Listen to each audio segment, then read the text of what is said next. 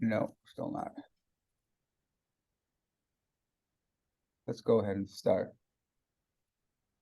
Okay, Yeah. you wanna?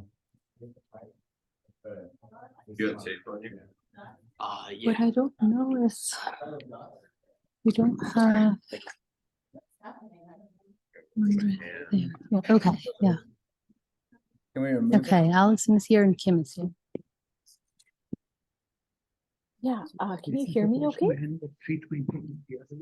Hello. Hi, hello. Hi. Hi, Kim. Hi, Allison. Hello, Hi, how are you guys? Michael. Can you please move? I don't know that we can hear you. Let's, They cannot hear check. us. Let's see. That's what has been happening. Okay.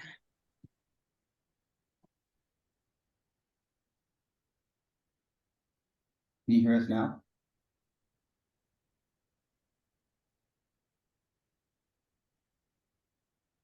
Wow, sorry. Thank you so much. And I don't know that we can hear the people on Zoom yet, but we shouldn't, right? The people who are on Zoom, they'll have to speak. And will we be able to hear them? Oh, yes, I'm unplugged right now, so make the cable to the atmosphere. Can we test now that we hear them? Let me organize this first. Okay, and then I'll great. plug it. Can you hear us? Yeah. We can't hear you yet, but we are figuring out our slight technical difficulties right Allison now. can hear us, right? Yeah, I think Micah is the You one. will who be can- able to be I think heard Micah in is the just only one who cannot hear us. a couple of minutes. You have not here. Uh-huh.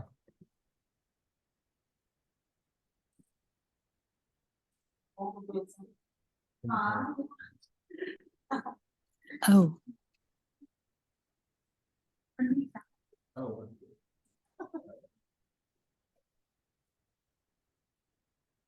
Great. I need to close this window. Yeah. Right? We can just go to the. Oh, yeah, just use full screen, that's fine. Yeah. yes. Yeah. Yeah. We'll try not. Like no one actually. It's gonna be a lot. Make it go. Yeah. I think you're good with there, Michael?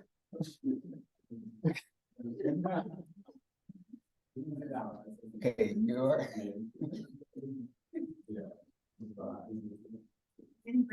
Yeah. Yeah, you can close that, please. And expenses and messages. Okay, well, in the meantime, I want to say hello to everybody. Bienvenidas y bienvenidos to a panel we called Water and Restless Motion of Environmental Justice Across the Americas. Yes. My name is Alejandro Ponce de Leon, and I have the fortune and honor of co-chairing this panel with Michael Mascareñas, who will shortly introduce our panel and panel presenters. So as we begin and we resolve some of the technical issues, there are a few housekeeping I'll be matters. back. Yes, Probably be standby like 2:45. 2:45 Yeah, for the. to go back up. Okay. including muting everybody in the room. I think it's gonna be a cozy session in a very, very big room. So Yeah. that's all right. How? Thank you. So everybody's gonna talk for 15 minutes. Yeah, Yeah. so we are kind of low, Get a lot. but but we should still have from 12 minutes. In the for meantime. everybody, 12 to 15. So a few housekeeping matters to address. Considering form, formation, and the act of forming, which is that it's of that which is by nature in motion, we as organizers have some suggestions for this panel. First, it is a panel that weaves or cross weaves across the hemisphere, and at times I think it will be multilingual. We will present in English, but we also warmly welcome discussions in various languages.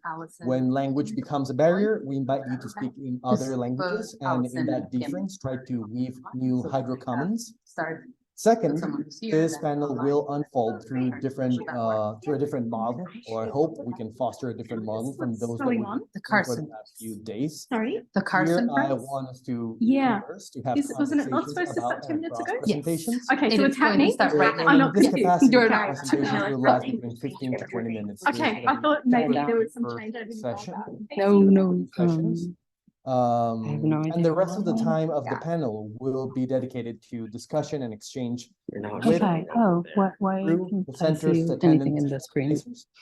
I can't see The shit. It is conversation there. Yeah, in- so it's flipped. So aims to laptop encourage here. further Is it resonances. Yeah, yeah, oh providing yeah, if you know perspectives, what Martha, you did need. you get the slides? voices, aesthetics, politics, ethics, Mirror. care, You can go here with and, like, and mirror for image the it. watery Yeah, landscapes, we the need to waterscapes check the across the details Americas. in displays. Third, as this is Oh, going to cute be a dog, yours? two-session panel, we have structured it in two distinct blocks. Each session punctuated with a Q&A session with presenters of the corresponding sessions. The one that's called Introduction 4S is the first one, but that is not been communicated. And at the end of the Oh, hold on, second I'll just session, say we now, will right? open up the space we're not for showing up conversation here. across the sessions, inviting presenters to comment and raise Here. questions Oh, on the what should I overarching do themes here? Did anything. Let's do this. raised during the panel. That's not the first one. The first one's called Introduction. And it's already open. And it's that one. This one? Yes, it's this one. Thank you. I just want to view it. Yeah, that's a slideshow. Thank you. Great. It's only just happened. Nothing in the restless motion of the environment. Is Just that for the Zoom? that's should be on this Zoom. Oh, I'm not sure. I don't know why it's not moving. I don't have the Zoom. Would you mind just send it to me when you can? Yeah. Yep. Thank you. I'm just gonna get out from here. So. Okay, Oh, so it was going to be just to here wrap it for up, the room. I you mean? invite us Yeah, to yes, I can- listen compositionally, Yes. So collaborate that thing within that collaboration, hopefully is working. and build common territories throughout Mm. our presentations. With that, I leave you with Michael.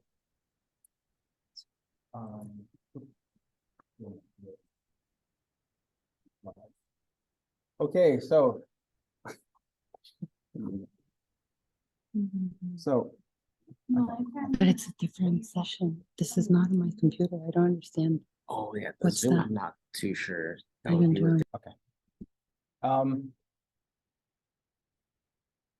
So first, I want to apologize for this, chaos. First, I'll start with gratitude, to Alejandro Ponce de Leon for Okay. putting this, leading most of this session. And the next This one, person. organizing Oh, panels, okay. gratitude There. to you all You're here, bringing- for being Okay. inside when you could be out.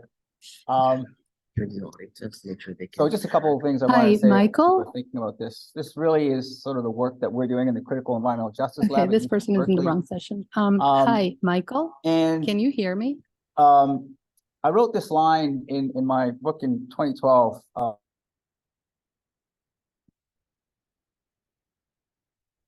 Can hear this. Yeah, I just muted them, but I want them to hear me. Hi, Michael. Hi. Hi. Sentence. Can you hear me? Hi, would be, Michael. And so, Can they hear me? in the years Yes. to come, and you know, across the Americas, That person is that's in the wrong a major room, like concern. in the Water wrong is still a Zoom, major concern. but I don't think they can hear me. People know Hi, about the current Michael water crises. Mascarenhas. People know about the shutoffs in Detroit, Those right- in post-industrial Northeast United States. I feel so bad. This is horrible. Is he presenting? Hi, Michael. Can you hear me? We Hello. have, we know Can that you over hear? 100 million people were served with water that does not meet Feel standards horrible. and according to the Safe sorry, Drinking Mike. Water Act. Okay. Okay. I'm very sorry.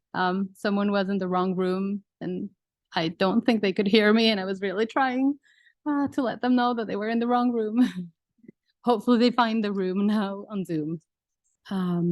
Anyway, let us try to start. Let me see if I can get.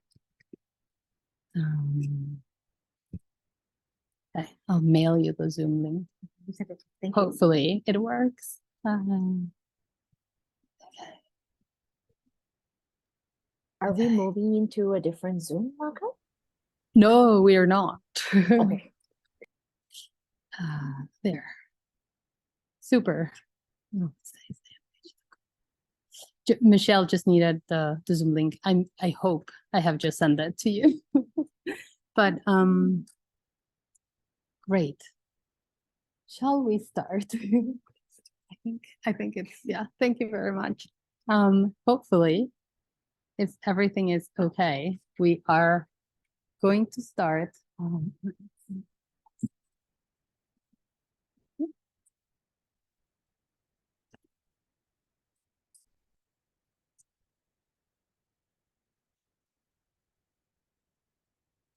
Can you hear me in the back of the room? Great. Okay, we're running a little late because we've had some technical difficulties that were unexpected, but that we have now solved. Thank you so much, everyone, for patiently waiting for this amazing panel that I've been really, really looking forward to for a long time. So my name is Maca Suarez. I am part of council until this year, and I was very lucky to chair the Rachel Carson Prize this year. And it's a really great joy for us to be celebrating today our amazing winner. Let me see if I can, share my screen on Zoom.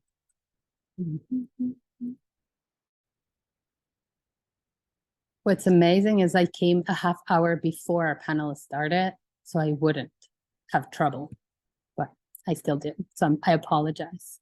Can you see the screen on Zoom now? And you can hear me? Super. Okay, so very, very, very briefly,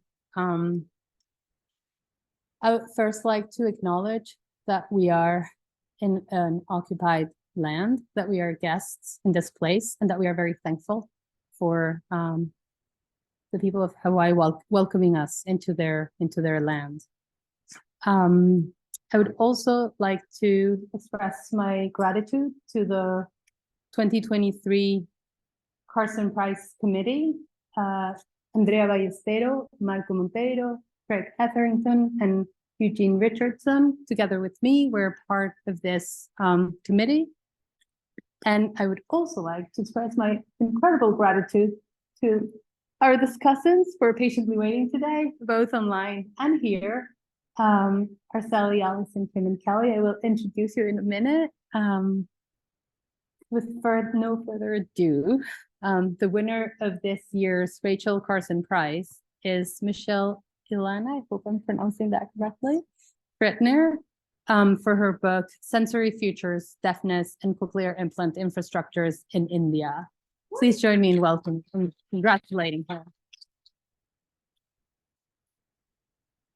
I don't want to take any time from our already shortened time today. So there's here a QR code for you to read the citation and acceptance statement. And I will move directly to our speakers today.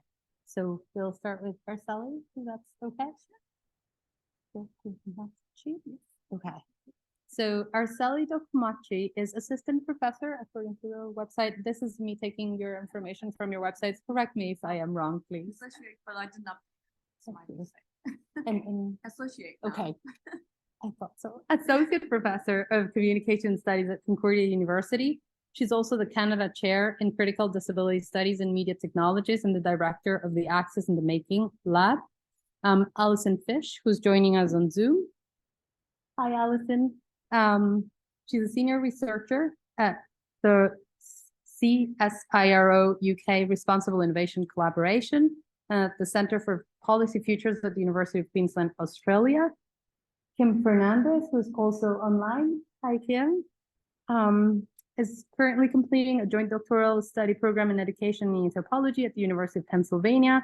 Her work is beautifully interdisciplinary, including backgrounds in statistics, measurement, assessment, and research technology, international education policy, and international politics. And Kelly Fritsch, who is Associate Professor of Sociology and Anthropology at Carleton University and the co-director of the Disability Justice and Crip Culture Collaboratory, a research lab bringing together disabled scholars, artists, designers, and activists working at the convergence of Crip and disability arts, technoscience, design, access, and justice at Carleton University. So thank you so very much to all of you for being here today. And just very quickly. Yes. Just really quickly, so there's not very many people in the room, and so if people do want to move up, you're welcome to do that. Hopefully everybody will be able to hear. I don't know why it's not really a name, but you know, if people need things in terms of adjustment to volume, in terms of access copies, I do have emails, and so I have copies of the talk, so people want me to email them to you. I'm happy to do that. Just let me know. And yeah, let me see the space that is set up, but we can also adjust it if we need to. So feel free to make recommendations or ask the thing. Yeah, thank you.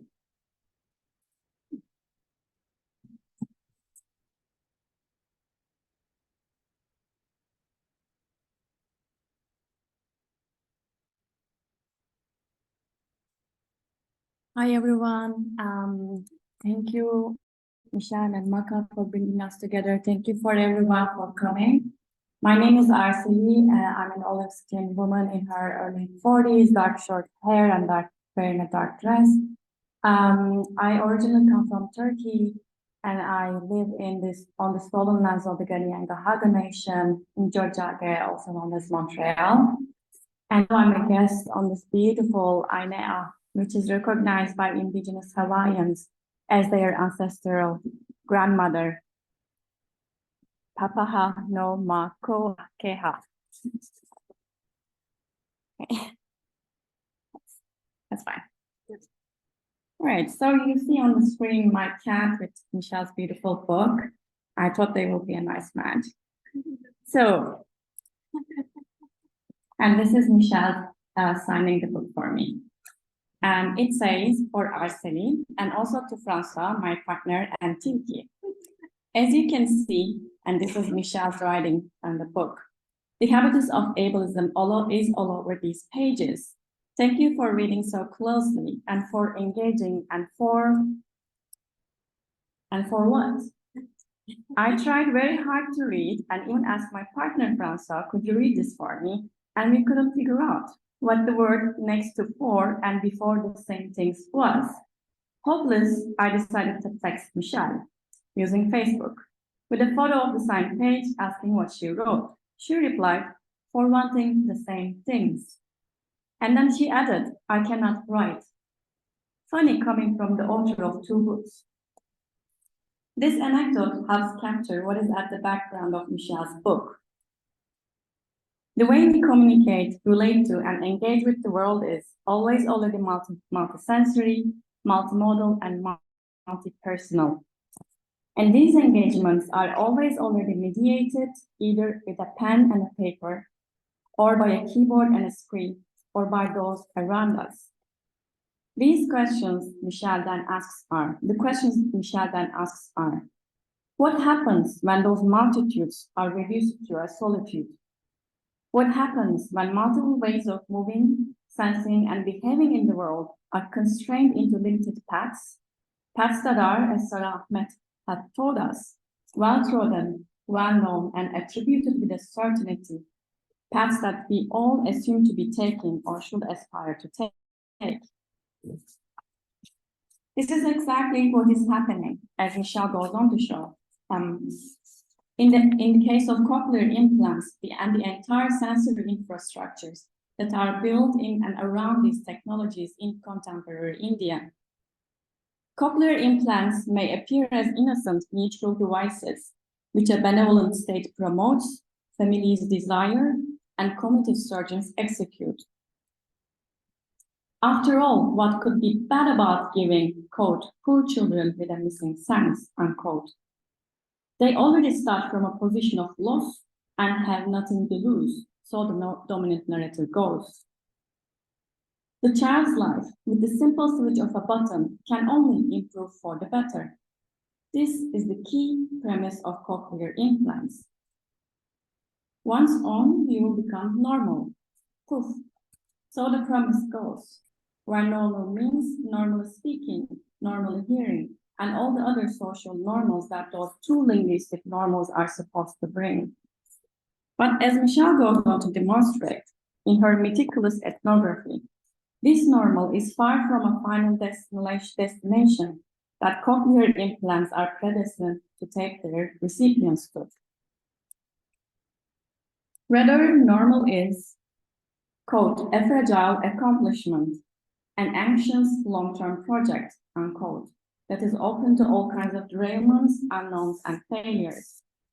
This is why Michele employs the analytic of becoming normal as a counter-narrative to the magic of normality that is built as a form of certainty and destiny into the dominant narrative around these technologies. To unpack the ongoing temporality of becoming normal and to challenge the dominant discourse of certainty and fixity that the state medico-industrial complex fixes to these devices, Michele, in a very wise move, turns to the very materiality of the technology itself. That in turn brings about several trajectories in which becoming normal invokes a range of what Michele calls fixings. And let me summarize some of those cases of fixing. Cochlear implants, Michele reminds us, first and foremost materials. And just as any other material, they have their own life cycle.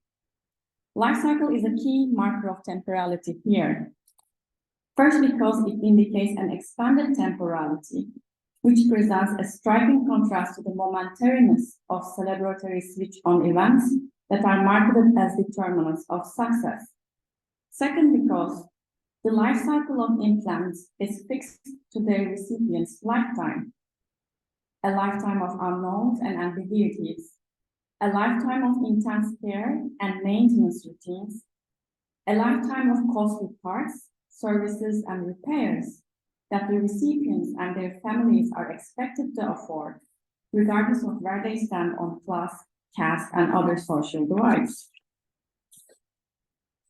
This lifetime contract may seem like a happy marriage, or it may feel like being taken as hostage, depending on whether you're a popular cochlear implant surgeon or a family living in financial security who will have to spend money for life.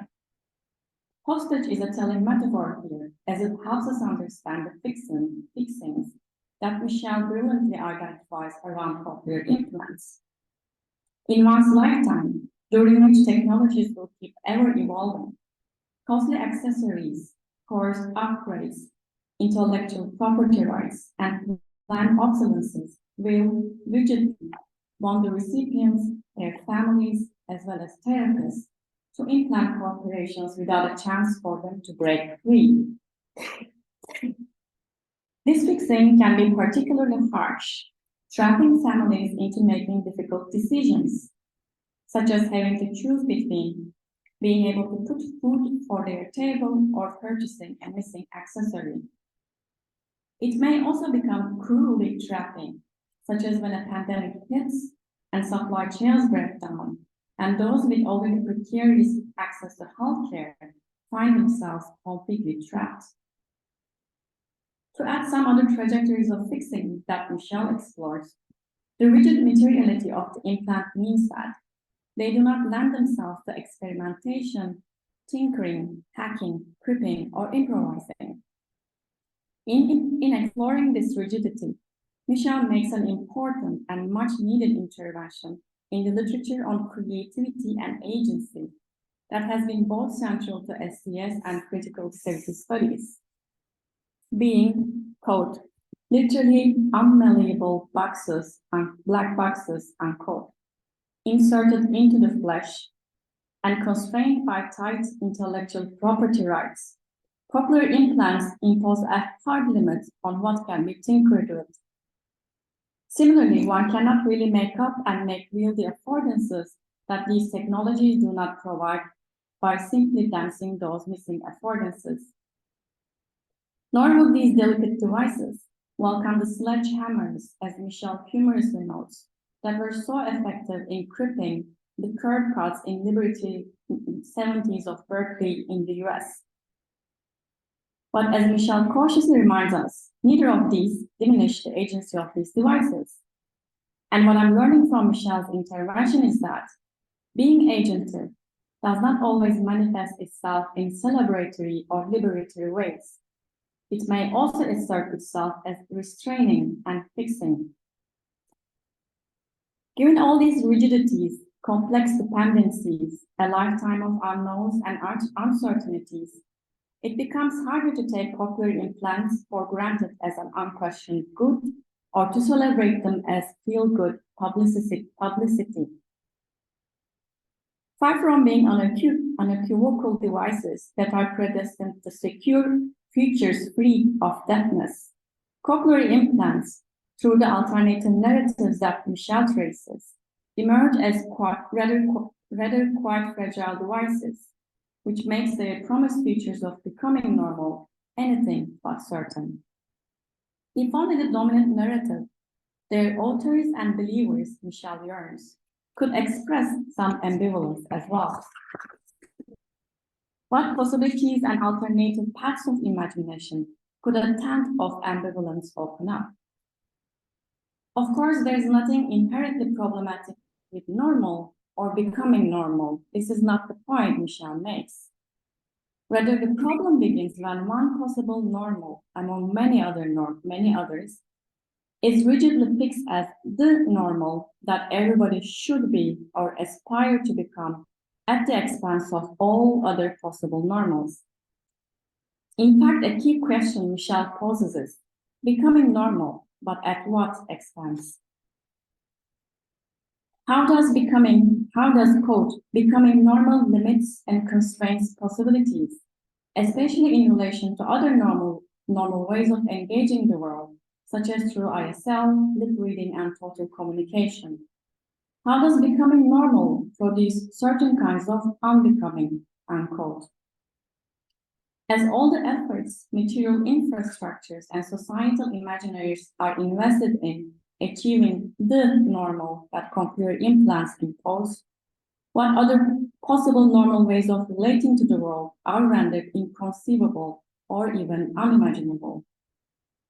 This dominance of one normal as the normal, the theological normal, or what Michele calls sensory normativity, and its erasure of all other normals from societal imaginaries is where I find strong connections to my work, especially with the concepts of the habitus of ableism and shrinkage.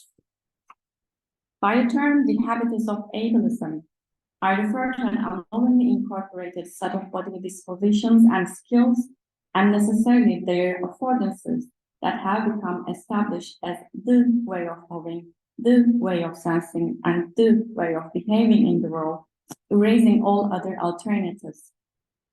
Hypothetically speaking, the environment offers so many affordances, and as such, it can be inhabited in so many possibilities, including walking, wheeling, crawling, and a variation of these methods, as well as through lip reading, signing, speaking, hearing, and various combinations of these communication modes. But what the habitus of ableism does is, with the performative magic of the social, to use Bourdieu's phrasing, it restricts the imaginable affordances and renders certain ways of inhabiting the world appear as if they were the way of inhabiting the world, suffocating all other possibilities. In Michele's careful analysis of the normal invested around cochlear implants, I can clearly see the habitus of ableism at work, as it restricts what is otherwise a multiply inhabitable world to a singularly habitable one, shrinking the multitude of affordances.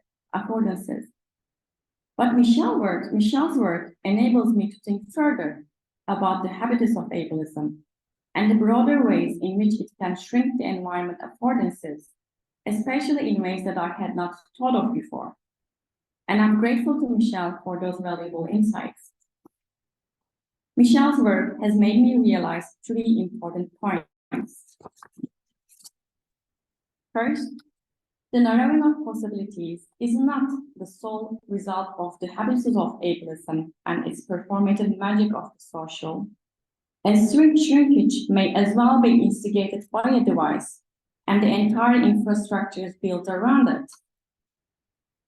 As Michele aptly puts it, quote, "We are seeing a narrowing or contraction in what is socially possible and desirable, because it is indeed increasingly possible through biotechnologies such as cochlear implantation to become normal listening, normal speaking," unquote, and all the other normals attached to them. Second, this very process of becoming normal can itself become constraining, limiting, and in certain aspects, even disabling, both for the implant recipients and their caregivers. Third, these constraints, fixes, and restrictions, though not explicitly stated by Michele in her book, often carry a sense of cruelty. Let me elaborate on these aspects. As Michele makes it very clear in her book, implantation is not a one-off event, but is followed by a series of processes, including intense rehabilitation and ongoing educational sessions. These early intervention and pedagogical programs can turn the habits of ableism into strict scripts that actively shrink the intersensory and multimodal ways in which the world is inhabited by their recipient and their families. Programs like the AVT and their regimens like unisensory approach. Sensory channels can be deliberately foreclosed, as we can see in the example of a hand cue that I take from Michele's book, where senses are pitted against one another, as if perception were a battle among the senses, not the achievement of an entire perceptual system. As the phrasing tough love for this hand gesture indicates, such disablement is cruel, to quote Michele, especially considering that these children work through degraded auditory signals. Why not instead increase sensory input and signals all around, unquote. Why disable? Why deprive? This cruelty of deprivation becomes evident in the case of Imran, case in Michele's book, a 12-year-old boy who didn't succeed, in quotes, in becoming hearing through his implant. And yet, he was discouraged to learn sign language or attend a deaf school by his surgeon, who was depriving Imran of any possibility to access language, whether spoken or not. Cruelty indeed.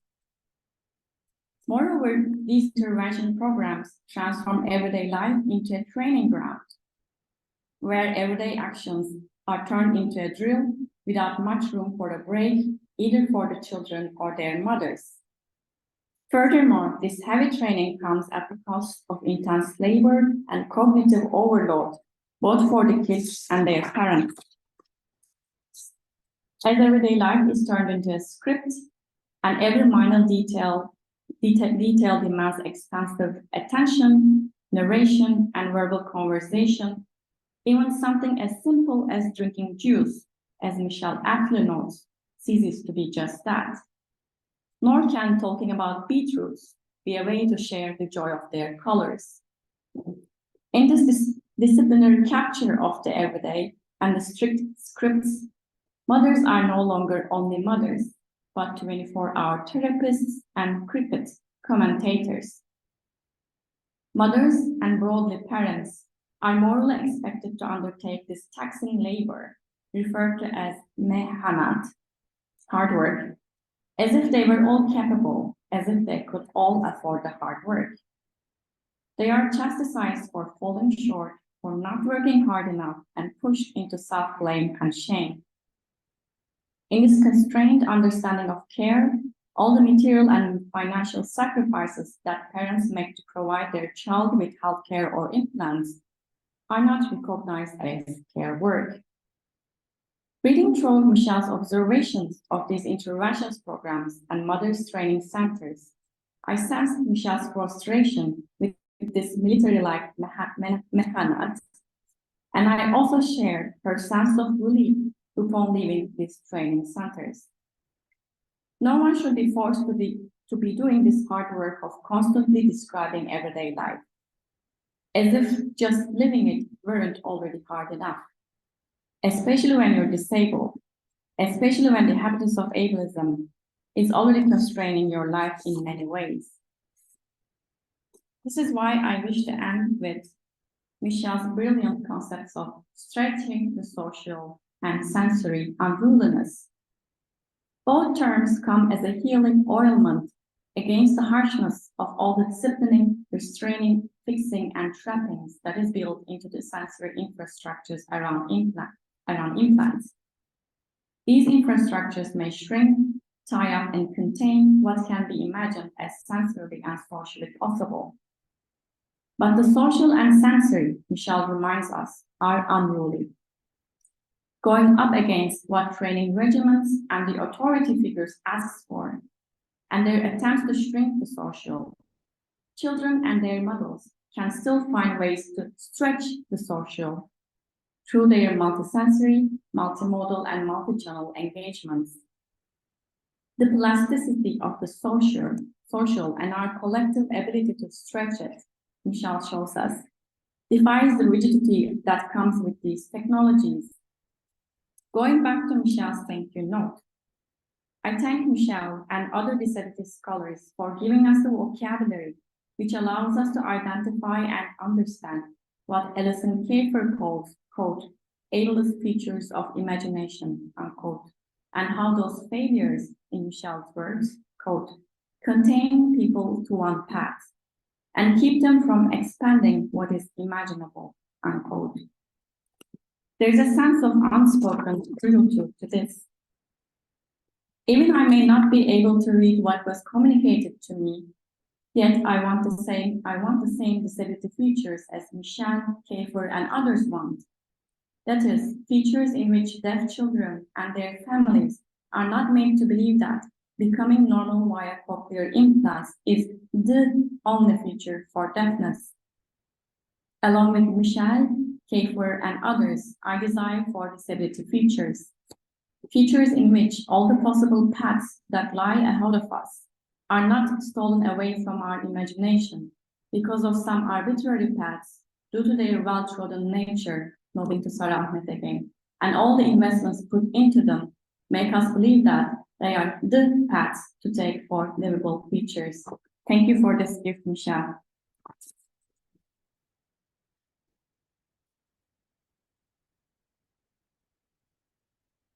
Thank you so much, Rizal. That was fantastic. Alison, would you like to go next, please? Yes, thank you, Maka. Can everyone hear me okay? Yes. Okay, fantastic.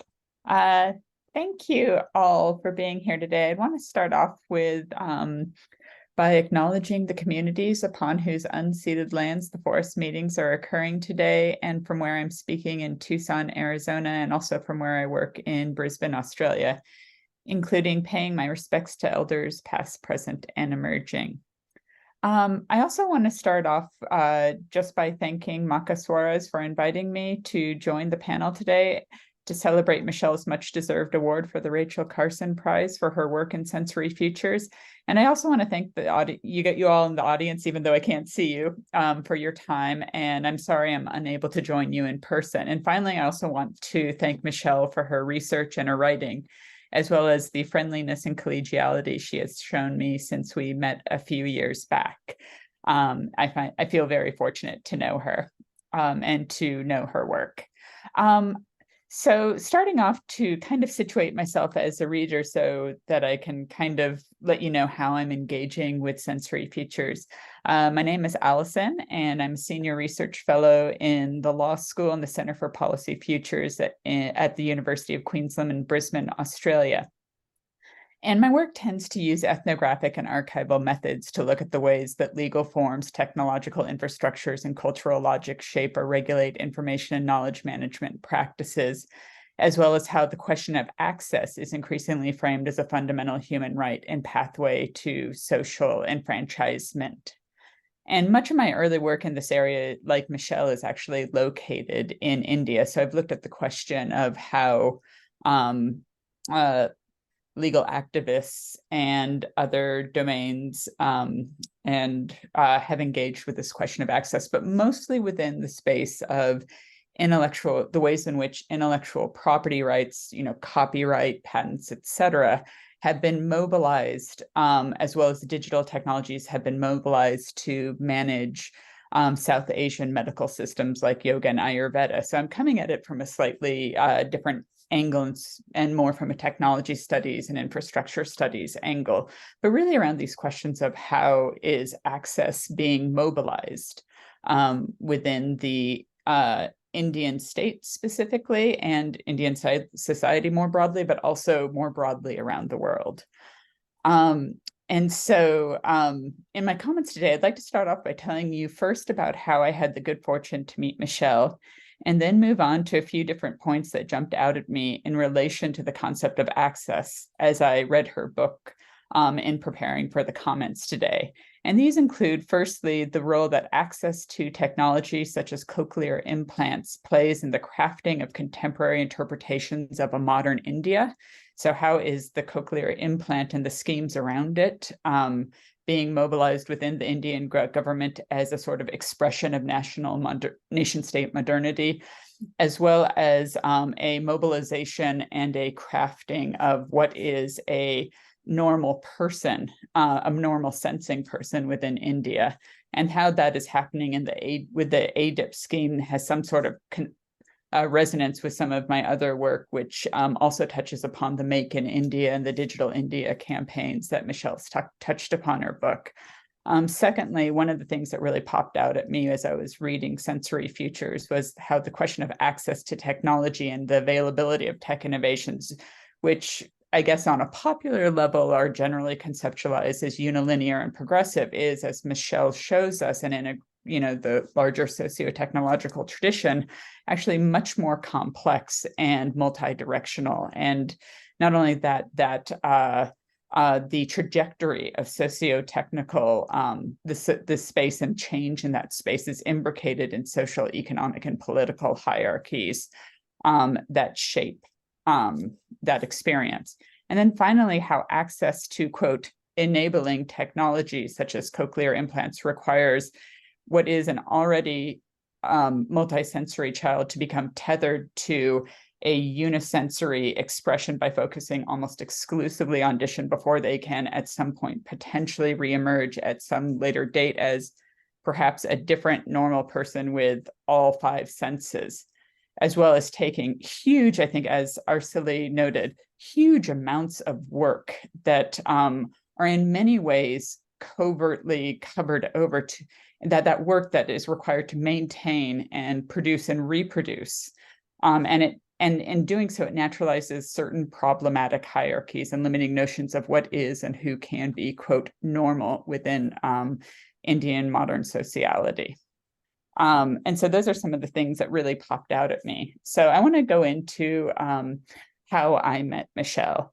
And so I met Michele just a few years ago in 2021 during the pandemic, as many people did, via email, while she was in Chicago and I was in Australia. And Michele actually had reached out to begin a conversation about accessibility. That was actually in the subject line of the email she sent me. And she had written, and this is a quote from her email to me, "I am writing to see if you might be interested in talking about accessibility as a concept. I have mostly been following its circulation in disability circles, and I'm really interested in what ways that it has become an unquestioned good and how it operates as a moral invective. However, it seems to me that a focus on it obscures how rarely it actually occurs and the actual labor, accommodation, reorienting, etc., that goes into it. I was actually thinking that it could be productive to think about the ways that presuming that access should and can occur is indeed limiting. Is this something that you might be interested in discussing? And I wrote back to Michele saying, yes, I'd love to talk about access. And so she was incredibly generous in the way reaching out and really trying to generate this conversation around accessibility. And it's the question that Michele posed to me in our first email exchange around how presuming that access should and can occur is a limiting provocation is exactly what I picked up on when reading Sensory Futures, which is a detailed ethnographic account of different people and stakeholders who are involved in and whose lives are touched by a rather unique Indian government scheme housed in the Ministry of Social Justice and Empowerment's Assistance to Disabled Persons for Fitting, Purchasing / Fitting of Aids / Appliances Scheme, ADIP. And Michele explores how ADIP started to offer cochlear implants to young children below a certain income level beginning in 2014, or about the same time as the BJP and the current Prime Minister Narendra Modi came into power. And Modi's really seen as a lot of his popularity is located largely in his ability to sort of mobilize a sort of modern Indian narrative, which is located and connected to technological progress. So that was sort of interesting to see that this ADIP scheme was launched in 2014, the exact same year he comes into power. And so now this scheme is particularly unique for numerous reasons, including the fact that cochlear implants were by far the most expensive assistive device offered by ADIP at that time and going forward into the present by a factor of not just 1 or 2, but I believe if my math is right, which everyone should always check my math, by a factor of 10. So the next most expensive device on the list offered by or supported by the ADIP scheme was 10 times less expensive. Moreover, the population eligible for cochlear implants was small, children below a very young age, a certain age, a very young age. Finally, such an expensive and narrow program, rife with problems, including, as I think Arsali pointed out, an incomplete provision for the long-term maintenance, training, and repair of implant devices, as well as trainings for the young children receiving the devices and their families who must support that child, or the other caregivers who support that child, exposed the scheme to substantive critiques by activists concerned that the state was funneling significant resources, and considering it's a developmental state, those significant resources are often, really a lightning rod for criticisms by activists within the Indian state. Into a program that only a few people could enjoy, and not focusing on programs that, say, for example, benefits a larger entire community all at once, such as I think Michele mentioned it in her book, Physical Infrastructure. While this is Michele's starting point in her book, it's quickly apparent that her very rich research expands not only to look at the ADIP scheme, but how the scheme is firstly rooted in a notion of technologically modern India that promises to eradicate deafness in the future and create, quote, normal children, as Arsali pointed out in her talk, with normality that is largely focused on auditory senses.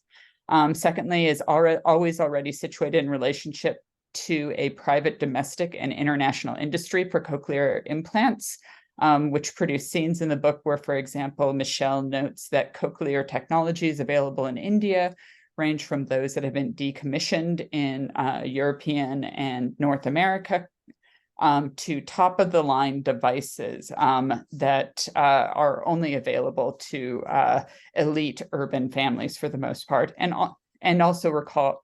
And this also sort of results in the call for an indigenous Indian cochlear technology. There again, sort of making that relationship with that Make in India campaign that is to date unrealized, in part largely due to the numerous patents that prevent lower costs in the cochlear implant aftercare or afterparts industry, things that allow for the ongoing maintenance of the device, replace and repair of cords and other aspects of the device. And thirdly, requires that those who are interpolated with cochlear implants do lots and lots and almost inexhaustible and exhausting amount of work to become, quote, normal, i.e., and then again, going back to that unisensory hearing. So implanted children must learn to open the door between their ears so as to teach their brain to listen and hear. Mothers must talk all the time to their children about everything in life that is happening around them. Certified audio therapists must advocate for a unisensory approach that values hearing over other senses, even though in practice there's a bit of leakage and there's touch and other types of senses coming into play in the therapy setting. And so, there's a question there, but when their certification requires them to focus solely on a singular sense, how then does their practice on the ground, which uses multiple sense, then get elided in particular ways? And then health policy and surgeons who focus on the number of surgeries with reduced emphasis on aftercare instructions and rehabilitation. So it's almost an inexhaustible work that makes a child who has so many ways of sensing and being in the world dependent on an auditory sense that is technologically mediated by a very narrow range of proprietary tools, that poses the question of what should happen if that work doesn't pay off in the way that people expect it to, or the different people around the child, including the child themselves. And if the child does not learn to inhabit, for example, their audiogram banana. I loved that particular figure in the narrative, or perhaps even more troubling, what happens when an implant part happens to break and cannot be replaced, either because of access to the part or the cost of the part? What scheme is then available to a child who has been made dependent on audition, but for whom there's no guarantee that the cochlear technology will continue to become available? And so it's really in this narrowed infrastructure that Michele's convincing argument for the maintenance of a multisensory and multimodal communicative practice is the strongest. A call that when Michele discusses the holistic communicative practice of auditory therapists in the second chapter, such as a woman named Tamina, who used touch, gesture, and audition in their work with children, finds resonance in my own work with yoga. So when discussing yoga and finding the correct practice for an individual, there's a saying that there are many ways up the mountain. However, in many ways, that particular saying is very much rooted in finding an individual singular path up the mountain. What I find very sort of provocative about Michele's account is that there are many ways all at once, and she connects it to the Sanskrit term sahishnuta.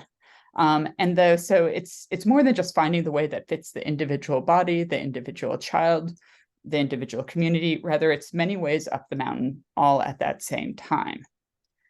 And for those of you who have actually had the fortune to read Michele's book, you may have picked up what she more explicitly describes towards the end of the book on what she calls her ambivalence surrounding cochlear implants.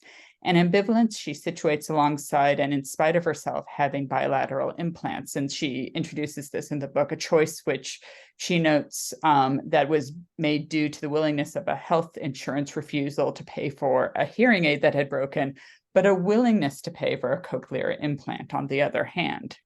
And so while Michele most explicitly states this ambivalence with respect to whether or not a child should have cochlear implants, it's clear that this ambivalence also attaches to things such as the political invective that, quote, every child in India should have the right to hearing, as sort of some sort of proxy for supporting a drive towards cochlear implants as the gold standard above all other types of treatment available for deaf children in India.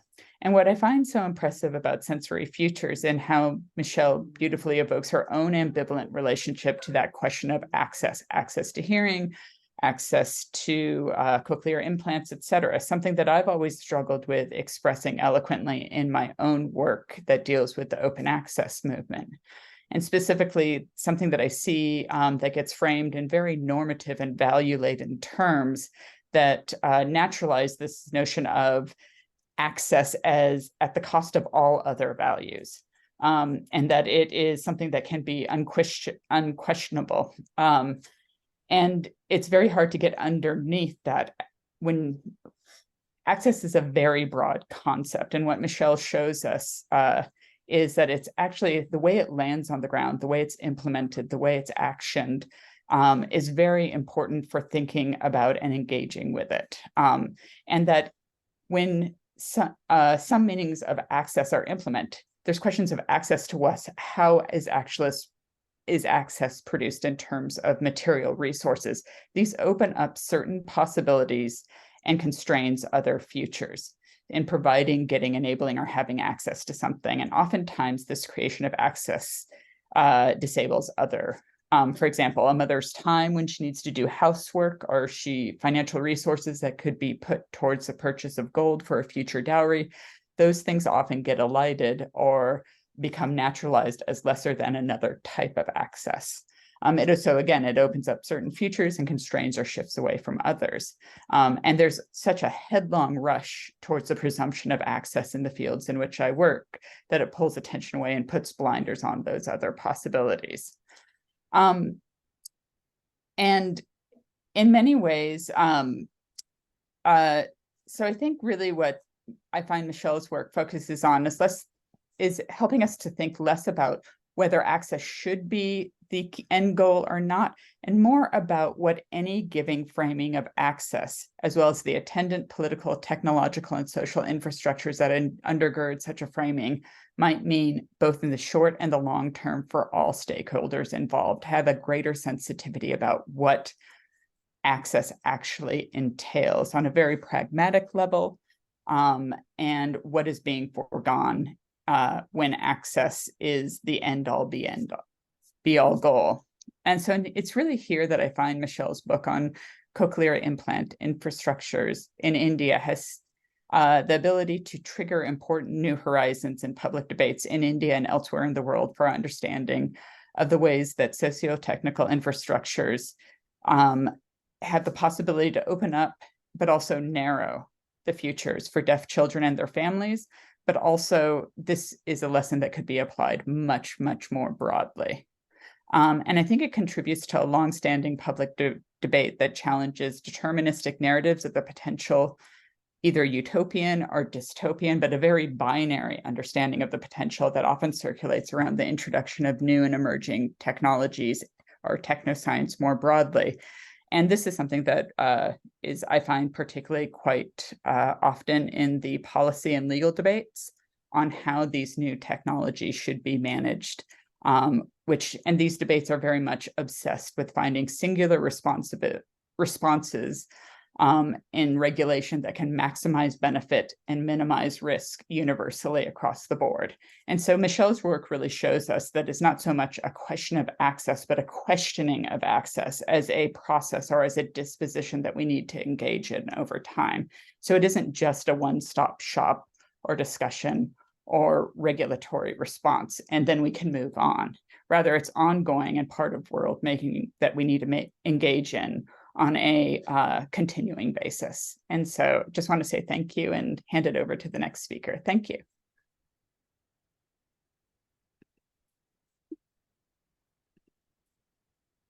Thank you, Alison, very much. Kim, would you like to go next? Yes, happy to. Is the QR code up on the screen? I can also put it in the chat. Give me a second.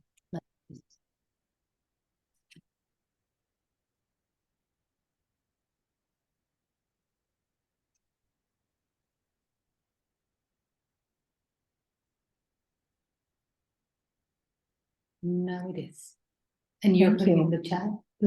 Sorry, my computer's kind of slow. I'm trying to get to it, but Chrome just won't load. Give me a second. No, I can share it on Zoom because otherwise we can't see you. We want to see. Ah, okay. Sorry about that. No, it's all right. Perfect. Perfect. Thank you.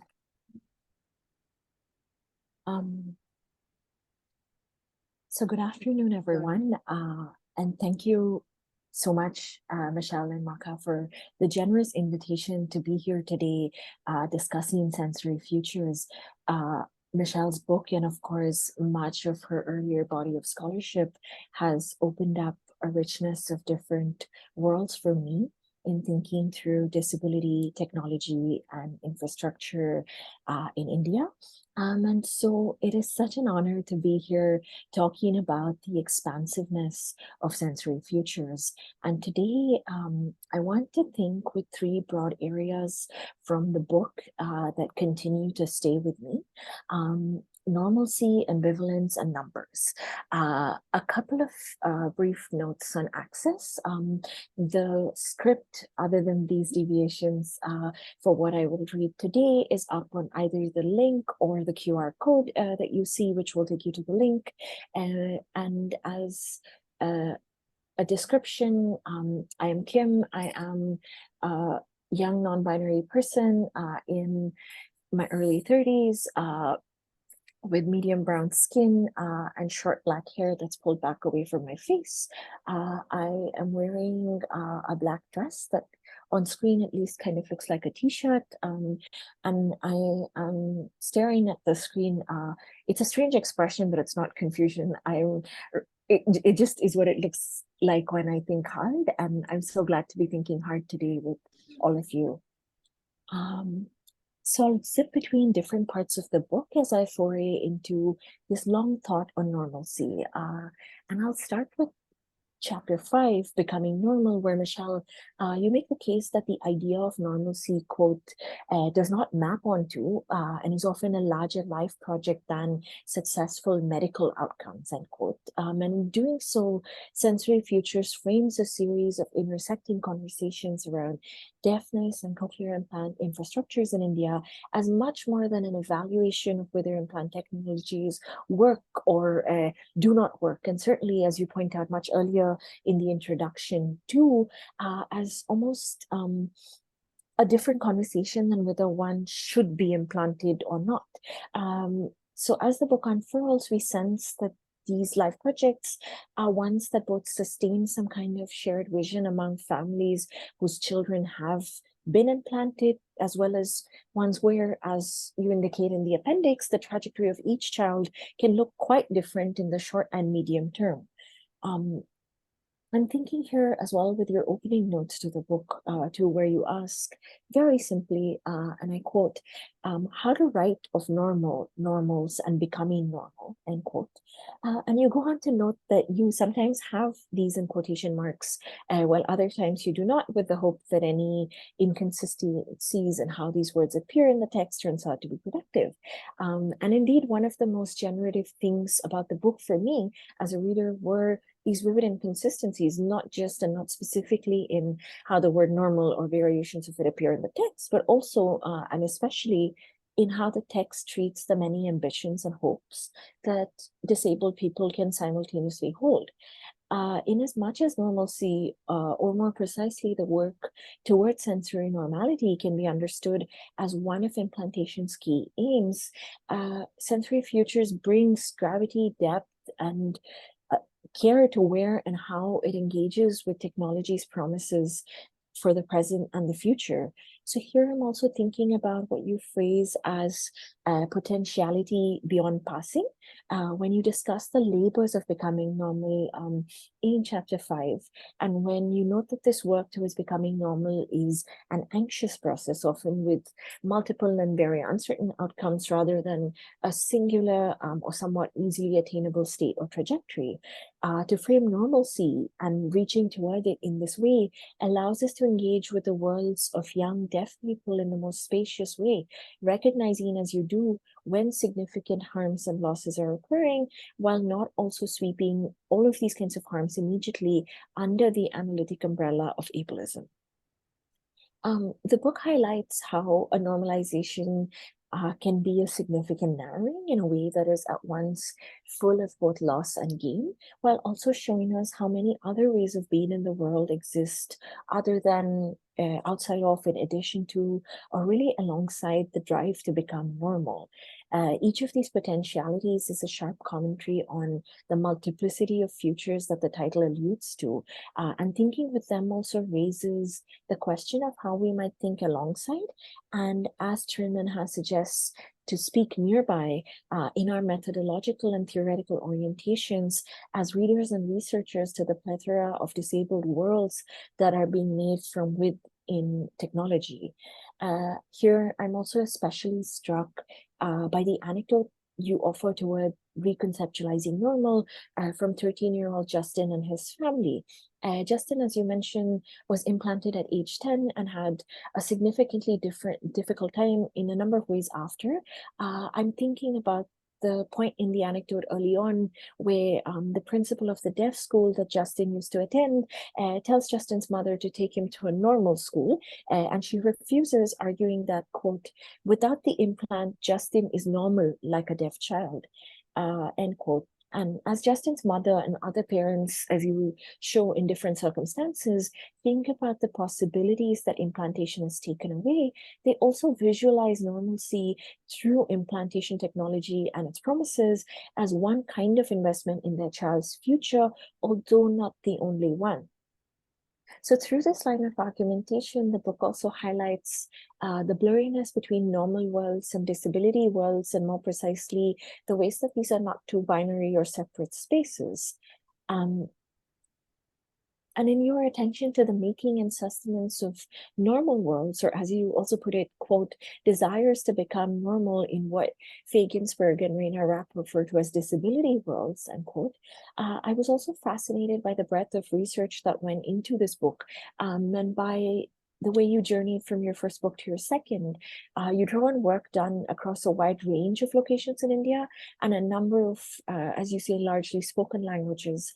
And I'm curious too what kinds of more fine-grained differences may have come up across these disparate, so to speak, sites, particularly in the area specific, whether area as state, city, or culture, ideas of normal or becoming normal that may have existed.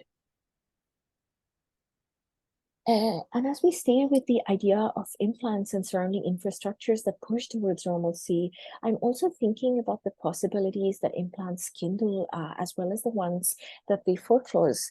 I've been really struck by the expansiveness of ambivalence, quote, as a mode and as a methodology, end quote, particularly by the many directions that this way of thinking makes possible when one thinks about disabled bodies and our relationships to normalcy and ways of being known.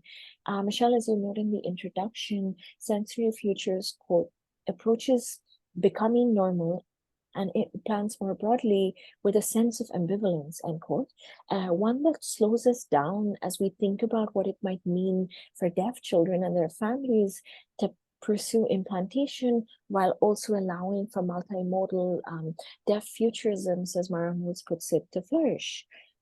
Here too, I use the phrase slows us down, not so much to refer to the opposite of fast thinking and doing both. And I credit this distinction in my own noticing to Joe Dumit's suggestion that to be slow is not the opposite of being fast.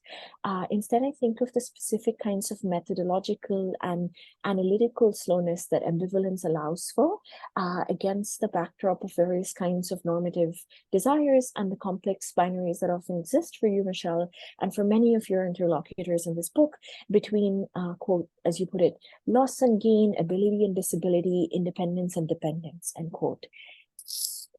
And this commitment to recognizing and journeying with ambivalence through the book is the kind of gift that slowly lets us as the readers imagine the plenitude of possibilities for disabled presence and futures, the writing a way to sense how every person is a whole world.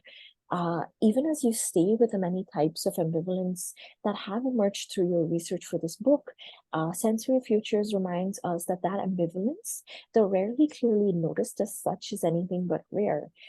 Here I'm thinking too about how at the end of the introduction, you state really sharply, quote, we live an ambivalent relationship to different paths and modes of becoming in the world. Becoming normal is no exception, end quote. Ambivalence, when it is first named in the book's introduction, appears after a reflection on what it was like to conduct multisensory, multimodal, and multipersonal research, where you talk about what it was like to negotiate with a colleague, Shravanti, in noisy classrooms in Bangalore in 2018, noting that these negotiations demonstrated how, quote, anthropological work can be distributed depending on the affordances of a site, end quote. And right after you talk about a summer with another colleague, Deepa, a year later, in a moment where you wanted to be the one to disclose to mothers that you were deaf and had implants, but that Deepa had done so instead. You named this as a moment where you realized that disclosure could also be distributed. And I was really fascinated by both of these methodological realizations. When I think of how access and disclosure are related to the ways ambivalence shows up in the world. So here and for our discussion later, I'm curious to hear more about whether, when, how you saw ambivalence as distributed and or differing in how it appeared across different kinds of stakeholders on our sites, especially at moments that were unexpected. I will say that I also particularly appreciate ambivalence in addition to its uses as a mode and a methodology, for the ways in which it allows a very wide range of readers to engage with the book as part of what I understand as a larger commitment to writing access into the present and future. Here I'm thinking about your March 2023 conversation with Tim Lowe for Camp Anthropology, where you talk about your hopes for sensory futures and how you'd love for what you describe as everyone, from interdisciplinary academics to medical professionals, to read the book. As I read and sat with sensory futures, I was also struck by how the book's commitment to ambivalence allows for that notion of everyone to expand so radically, and how by making room for many ways of sensing and being in the world, the book opens up to a wide range of audiences who are likely feeling similar kinds of tensions and concerns, even if in different shades. Relatedly, I found the section on the distinction between numbers and outcomes in the first chapter, disability camps and surgical celebrations, particularly generative to think with for the ways in which it allows us to understand how disabled citizens make and remake their relationships to the state through or beyond data. Even within this binary, numbers are both certain and uncertain. The latter, uncertainty, of course, when we think, for instance, about the tests a child may have to receive before they are implanted, or the number of early intervention therapists that their families may take them to see, or the way that you mentioned implant corporations not sharing precise data on implant recipients, as well as, importantly, the number of children lost to follow up. And the former certainty, when we think about, for instance, the number of adult implantations that a surgeon must have completed before being allowed to take on pediatric cases. And, or interestingly, in between, the way that numbers, even when possibly uncertain, are used to make certainty. Here, I'm thinking of the example adjacent to what Alison brought up, of the 2016 mega disability camp held in Rajkot that you named to celebrate Prime Minister Modi's birthday, holding the distinction for, quote, the most hearing aids disseminated in 8 hours, end quote. In the book, you argue that numbers are used to demonstrate the government's commitment to disabled people, in part to make meaning of why the government keeps such close tabs on the number of distributed objects as various forms of assistive technology to disabled people. So amidst this vast area between knowing and not knowing various aspects of the datafied trajectories of life after implants, the book's emphasis on anxiety is also incredibly fruitful, especially when you ask, quote, is implantation the desired outcome in and of itself? How is an implanted sense quantified and qualified? End quote. These questions to me allow for a closer, more careful unbundling of outcomes, starting from the knowledge that outcomes for implantation are more than just numbers. Significantly, they also lead us to thinking about how making room for multimodal ways of sensing reshapes what one might have otherwise imagined outcomes to be, friction, ambivalence, and all else included. And in attending to all kinds of outcomes, not just the numbers of people implanted, for instance, we are directed as readers to care more sharply too about the limits of implants and the normalcy they promise, and necessary undoing of narratives around technological promise and its often unidirectional future. I think about both ambivalence and numbers, and of course, ambivalence around numbers is experienced and performed by various stakeholders for the ways that they appear in my own work on certifying disability in India too. First, in the form of the ambivalent relationships that disabled people and communities can and do have to being certified as a certain percentage disabled. So 40% blind, for example, or 60% deaf, a system that has several intersecting histories and differing trajectories in the present. These ambivalent relationships, of course, are rooted in desires that are both similar and also different than the ones for normalcy that you outline in sensory futures. Many disabled people and communities that I've spoken with during recent fieldwork in India noted very clearly the limits of being certified and counted in some form by the government, while also recognizing that certification was an essential kind of paperwork for several of the life paths that they hope to pursue. Second, and finally, I also think about numbers and knowing, about the kinds of ways that disabled people might need to be seen or known by the state as one form of knowing the present and future, even as other significant but not quantifiable knowledges about disabled life worlds abound. So I think here too about what being made into a number, whether as a successful implant recipient or a person with a disability percentage reveals, and what kinds of questions it might raise. For instance, whose futures or what futures are disabled enough to be disabled futures? What kinds of numerical imaginaries both map onto and derive from how these futures are conceptualized? And how is this shaped by the stakeholders' various locations? One reason I think these questions are so important, of course, is for what sensory futures shows us that as these difficult questions come up about the boundaries between ability and disability, gain and loss, and several other spaces, our attention to the many kinds of in-between experiences that people have every day allows us to think about what's at stake and for whom in the broadest, most careful terms possible. Thank you all.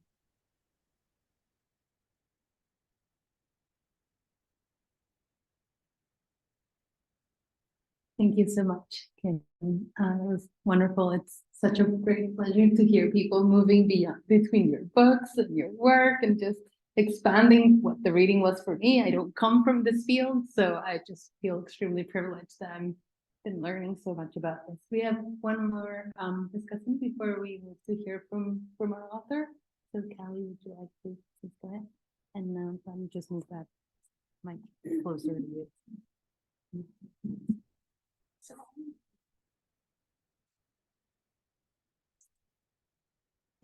Very well. Okay.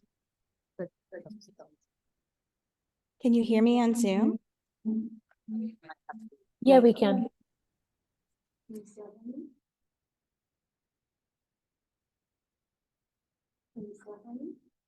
Here, let me mute here. Okay, trying again. Oh, it might be a bit echoey. Yeah, I can hear you. It echoes a little, not sure That why. work? Yeah. Okay, great. All right, good afternoon, everyone. Thank you so much for being here. I'm Kelly Fritsch from Algonquin and Anishinaabe territory in Ottawa, Canada. I want to begin by thanking Maka for the invitation and for organizing this panel, and to my fellow panelists for the really generative provocations. I also want to thank Michele for her beautifully nuanced and complex work at the intersections of disability, sensory knowledge, and experience.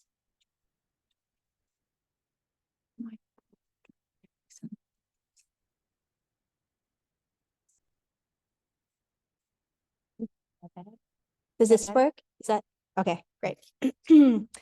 Sensory knowledge and experience and the politics of futurity.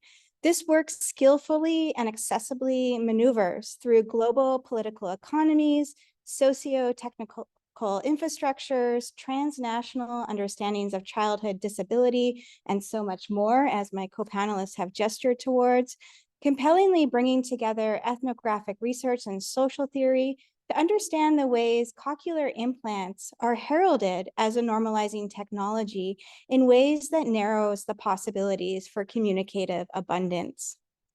Today, I want to talk about three kinds of social, political, and technological abandonment that arises in conversation with Michele's work. the planned abandonment of technological obsolescence, the socioeconomic abandonment of people and populations emerging out of neoliberal racial capitalism and social relations of eugenic extraction, and thirdly, the abandonment of disability and disabled futures. In conversation with these forms of abandonment, I want to take up ideas of repair and maintenance, primarily by mobilizing a critical disability studies and crypt technoscience analytic to think with Michele's work about the social relations that may sustain a politics of anti-abandonment and open up possibilities of sensory abundance. Far too often, desires to cure disability or enhance capacity are entangled in dominant and oppressive ableist notions of normal and natural, as well as neoliberal racial capitalists and settler colonial attachments to expansion and innovation, where inoperative and failing social and physical infrastructures, as well as people deemed broken and unproductive, are either targeted for profiteering and extraction, or else are disposed of and abandoned. In her introduction, Michele writes that there have always been deaf people in India, but cochlear implants have rewritten the script of what deaf children can become, foreclosing the sensory potential of sign language use and other forms of communicating through vision and touch. As Michele forcefully asserts, sensory normality as a desired goal and outcome results in a contraction rather than an expansion of ways of engaging with the world. In the book, Michele offers a personal story of receiving a second cochlear implant, which eliminated any possibility of residual hearing on her left side. Before her second implant, with her residual hearing that her doctor had called so minimal that it was not really worth saving, she had been able to hear low-pitched sounds, such as her family stomping down the stairs in the morning. Despite losing this residual hearing, her second surgery and cochlear implant was deemed successful because Michele was designated to have almost normal hearing during a sound booth test more than a year after the surgery. Success here means being able to hear in the range of between roughly 20 and 60 decibels, which does not include higher pitched sounds like birds chirping, leaves rustling, water dripping, or lower pitched sounds of a vacuum cleaner, a lawnmower, or a person stomping down the stairs. In other words, a successful test is, as Michele puts it, quote, a narrow slice of sounds, sense, and sociality. At the same time as she questions what kind of sensorium this is, she notes that she had decided to get this second implant because the hearing aid that she had been using in her left ear broke, and her health insurance would not cover another one, but would cover the cost of the cochlear implant. Success here is tied not only to a narrow sensorium, but also to a healthcare infrastructure that values and enables some futures and not others, in this case, being able to hear between 20 and 60 decibels, rather than family members stomping down the stairs. As Michele writes, quote, cochlear implants provoke difficult questions about the boundaries between ability and disability, passing and becoming, and deaf and hearing. They also ask us to consider what noise is, as well as the intended goal of hearing is, end quote. Michele further grapples with the implications of being taken to be a successful implant user when conducting her research. I was frequently held up as a model of what a successful cochlear implant user could become in terms of listening and spoken language, she writes.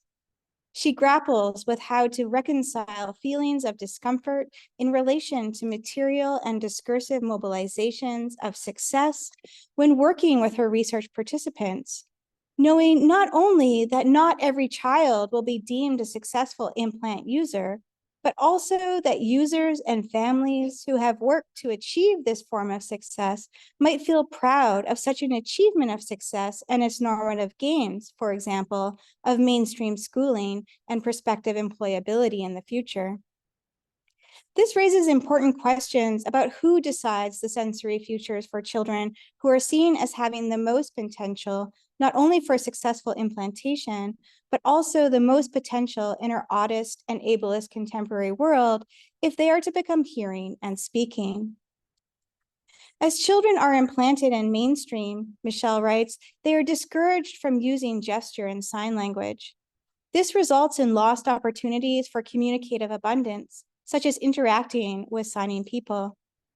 Often for families, the ideal future for their child is one in which they become able to speak and hear, a future, as Michele terms it, as being predicated on sensory normality or as close to it as possible. Here, Michele explores the kind of dominant sensory infrastructures that exist and what kind of sensory becomings and sensory worlds are at stake. More often than not, what is at stake is the narrowing of sensory possibilities, narrowed not only in the name of normalcy, but also due to our globalized social infrastructures that trumpet technological innovations as the solution to the quote-unquote problem of disability. This approach to positioning disability as a problem in need of a solution creates forms of vulnerability and dependence on proprietary technologies that are embedded within deeply inequitable globalized infrastructures. For example, while Michele notes that as a result of her implant, she can hear in the dark and does not need to lip read much when it is quiet, she is now dependent on a multinational implant manufacturer and an insurance company for the maintenance of her sensory capacity, which produces a complex dependency alongside a sense of ambivalence. What do we do, for instance, when the infrastructures upon which we depend break and threaten to break us in turn? Such breakage can include abandonment through planned technological obsolescence, a lack of healthcare coverage to fund the maintenance and repair of devices, or an inability to access a timely replacement of a broken device. As Michele writes, quote, children who are successful cochlear implant cases are especially vulnerable.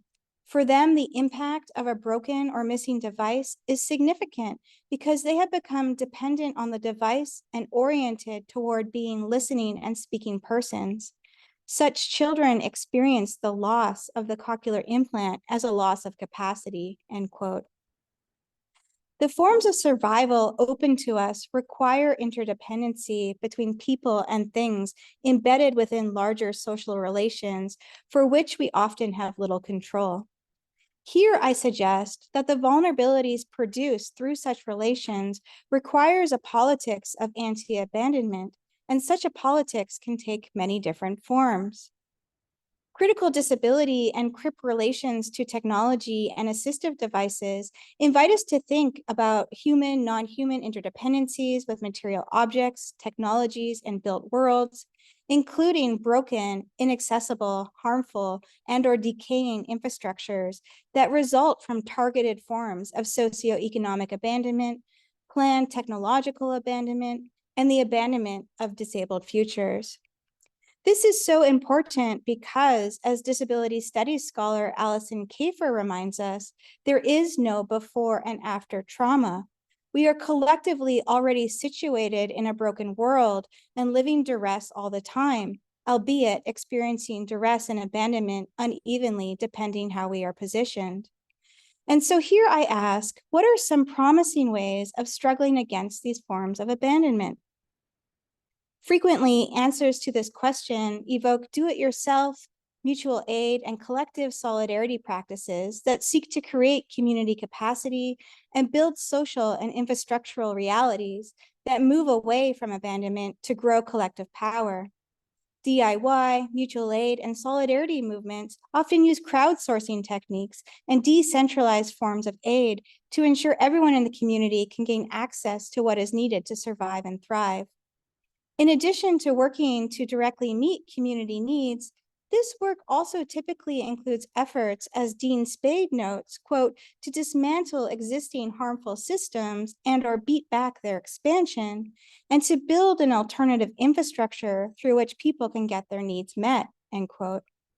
As Jimmy Dumpson sums it up, the grid is often down, but we don't lack power. Building on these practices becomes increasingly important as social and ecological conditions worsen. Indeed, as Spade tells it, mutual aid practices are becoming an even more essential strategy for supporting survival, building new infrastructure, and mobilizing large numbers of people to work and fight for a new world. Of course, as a remedy to often intentional social, structural, and infrastructural forms of abandonment and decay, DIY activism and mutual aid is not simple, and neither is it pure.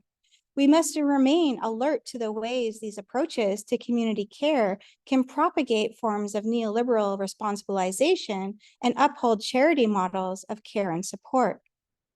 What is more, and as Michele importantly reminds us, there are limits to this alluring desire to reclaim our power by fixing ourselves and each other.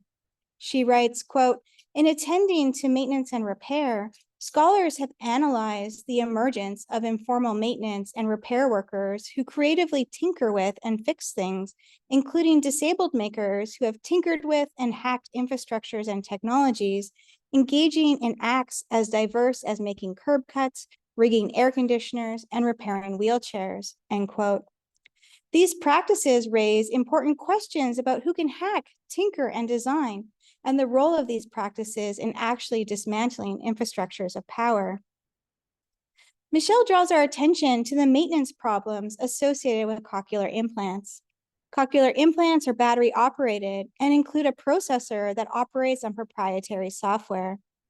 Michele notes that the device functions as a fix for deafness, but are also fixed in the sense that they are unavailable to be tinkered with and frequently need fixing as they break down.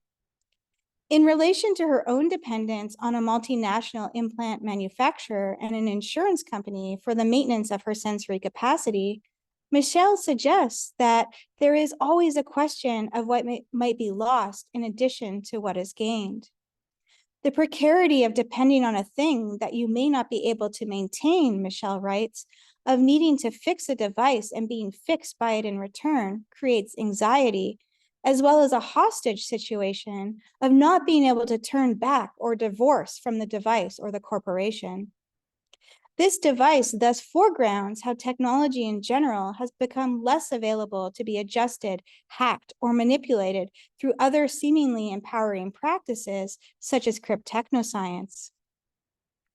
Internationally, in the realm of disability and assistive technology, scholars and practitioners primarily focus on the accessibility, affordability, sustainability, and maintainability of such technologies. In her ethnographic work with children, Michele traces the deep inequalities in how people hear with and experience implants as a result of different iterations of technology, planned and geographically stratified obsolescence, and a growing private cochlear implant market. For example, she notes that some of the children she worked with received the CP802 and the N5, while Michele herself uses an N7. In the United States, the CP802 was never used, and the N5 is now obsolete, with the N7 being the latest technology. What are the stakes involved, Michele importantly asks, when children are the recipients of cochlear implant technology that is considered obsolete in countries such as the United States and Australia? As we importantly attend to the limits of community-led mutual aid and DIY repair practices, we also know that structural solutions to breaking conditions are not, at least of yet, forthcoming. Collective solidarity and cryptechnoscience responses nonetheless offer an important maintenance opportunity to mend, support, and care for our relations now, while also at the same time building something new by, for example, engaging in community capacity building and other ways of working and being together. Perhaps here we might make space to expand what cryptechnoscience hacking and tinkering practices encompass, to move beyond hacking the proprietary devices themselves, and to think instead about hacking and tinkering with sensory abundance. This could mean, for example, mobilizing disability culture and political practices to foster more widespread fluency in sign languages and other forms of communication that are not reliant on hearing and speaking. Such a collectivization of abundant sensory communication could potentially contribute to de-individualizing the current vulnerabilities and dependencies experienced by cochlear implant users toward a kind of collectivization of sensory abundance. This kind of approach enables us to attend not only to the object or person marked as in need of a fix, but also to the environs and relationships surrounding them. Such attention is a form of care, jointly focused on the maintenance of relationships, bodies, and environments. CRIP approaches recognizes our independence with one another, while also acknowledging our interdependence with technology, assistive devices, and infrastructure. Our collective and individual survival is bound up with tubes that deliver nutrients and pipes that deliver clean water, with electricity that keeps us warm and powers ventilators, with working elevators and accessible transportation options that ensure we have access to communities. CRIP approaches also invites us to consider how maintaining the technologies, devices, and infrastructures upon which our collective and individual survival depends includes the maintenance of good relations and relations of solidarity across difference. So much of the work of critical disability studies is building community so that we are not in it alone, so that we are not isolated, so that disability is not situated as a siloed problem to be solved, but emerges as a relation for which we all engage and are accountable for. Such community is full of friction and is often fragile. But our relational ties are crucial no matter the state of our bodies, minds, or environments, because the only way to move is to move together. We struggle for kin in our disabled world because we want more than survival, more than normalization, and more than the ongoing violent debilitation of people, populations, and environments. We want to embrace disability in all that we do, design, make, break, and imagine. With Michele, I suggest abundant sensory futures are key to this embrace. Thank you. You just called me.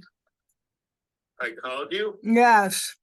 My stupid phone. That's Sorry. all right. That's all right. As long as everything's okay. Yeah, good. All right, love you. I'll Bye-bye. talk to you later. Bye-bye. Bye-bye.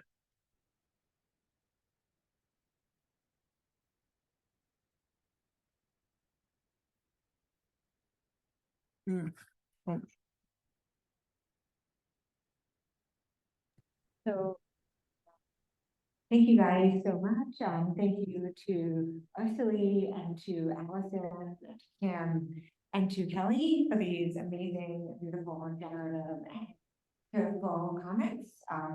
They're really moving to me, and they made me think a lot.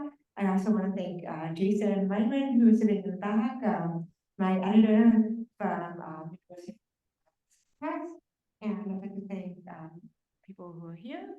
So, you know, I think these comments really get to the heart, you know, what is at stake with the project. To me, the project really is about thinking about, you know, how do we stretch the social, as we pointed out, and how do we create worlds in which there is, as Kelly pointed out, sensory abundance. And how do we think about communicative abundance? And how do we think about, as Kelly also pointed out, community building in terms of and with communication building? And how do we think about communication and language in ways that go beyond listening and speaking? You know, and how do we consider the multisensory and willingness that can exist if we allow it to, and if we cultivate it, and if we give it space and time. The other thing I've been thinking a lot about is signals, right? And how in my book, and for the audiologists and speech and language pathologists with whom I work, there really are, you know, there's one kind of signal, and that is the auditory signal. And so the question of how do we recognize signals otherwise? How do we see signals that are non-normative or unconventional? And how do we recognize them as signals? And I think it's been really important for me, you know, in terms of going into the field and doing my research, to think about the ways that, signals, might be things that I may not be able to see or hear or smell or taste and touch. And to think about how do we get at what's imperceptible, and what is sort of existing under the radar, and also to think about how I think about signals with other people. So in my book, in my writing, I really do try to go around the fact that I do this work with other people, and that, when I think about sensory reach, I think about the work that people do to create and to expand sensory reach for me and for other people. And I think sensory reach, is an important concept. It's a concept that deaf studies scholar, Ben Bahan has talked about, when he talked about the importance in, deaf spaces and having windows and not doors. So he said, deaf people often want windows and can see each other through those windows, and can make communication and happen in spaces, because those spaces are set up to allow for sensory reach, and I think it's important to think about the ways that sensory reach, is infrastructural in terms of the built environment, but also in terms of the work that we do with each other. And the work that we do to allow ourselves to perceive signals that may or may not be immediately perceptible. I know Mara Green, an anthropologist who I'm very close to, talks a lot about that in terms of moral orientation.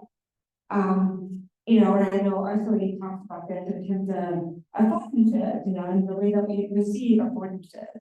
So how do we think about, moral orientations? How do we think about the affordances, and how do we, again, think about the signals that may access? So thank you guys so much for these comments. And I think, we are all working towards, ideally and hopefully the same thing, which is futures in which, we can allow for diverse forms of sensory capacity, and in which we can together cultivate those capacities interdependently, and think about the ways that sensory capacities can be distributed through practices of and, so thank you guys so much. I'd love to hear from folks in the audience, as opposed to rambling on. So if anybody has anything that they would like to share or say, that would be great. Or ask.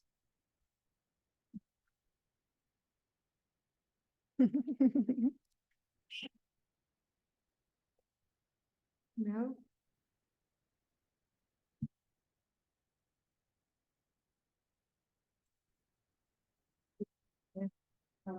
I actually was curious, how it was for you hearing that you got the Rachel Carson prize?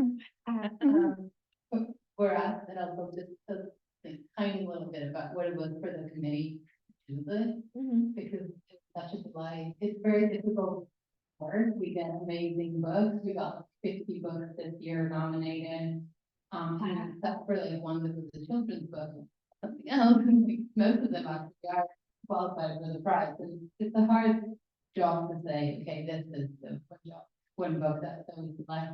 But through the whole process of it, in the end, cross-elimination and not, your book was to us a consensus. And that's very hard in this kinds of prizes, because you're just like, this is what I want, this is the other one, and then you kind of have to negotiate, and we didn't have to negotiate your book.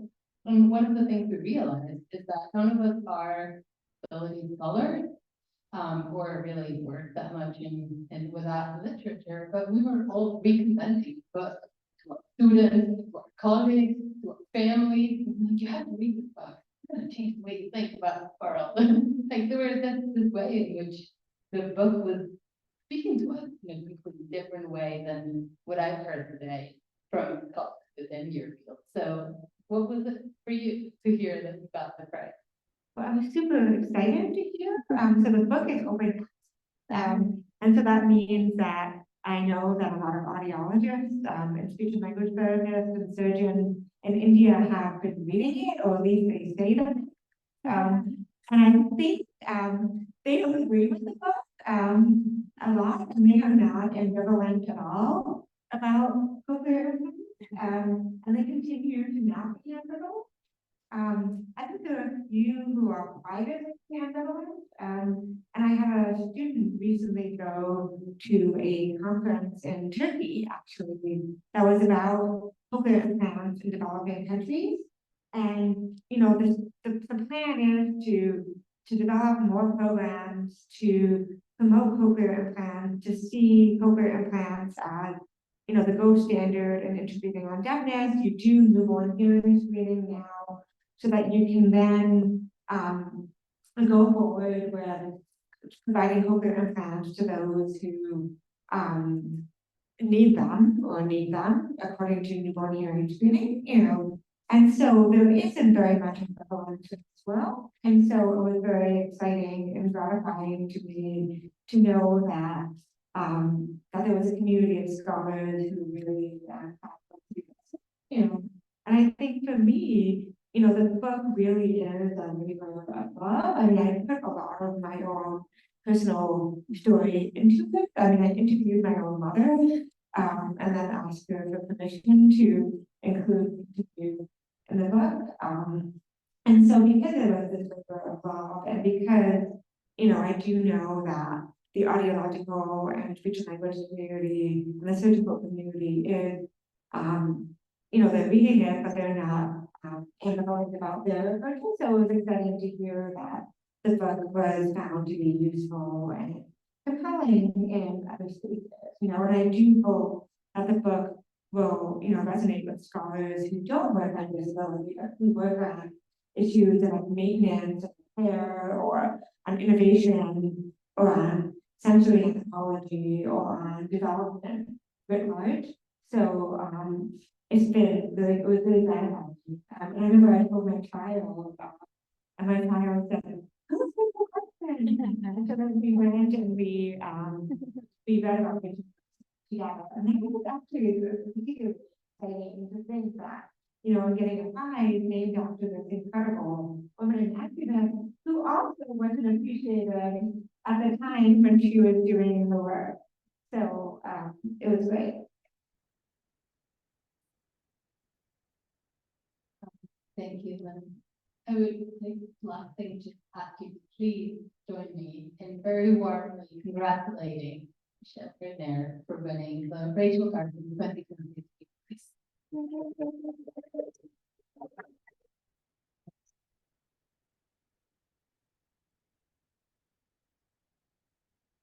And thank you so much to our wonderful, wonderful listeners. I truly appreciate it. Thanks for being here on Zoom, and thanks everyone.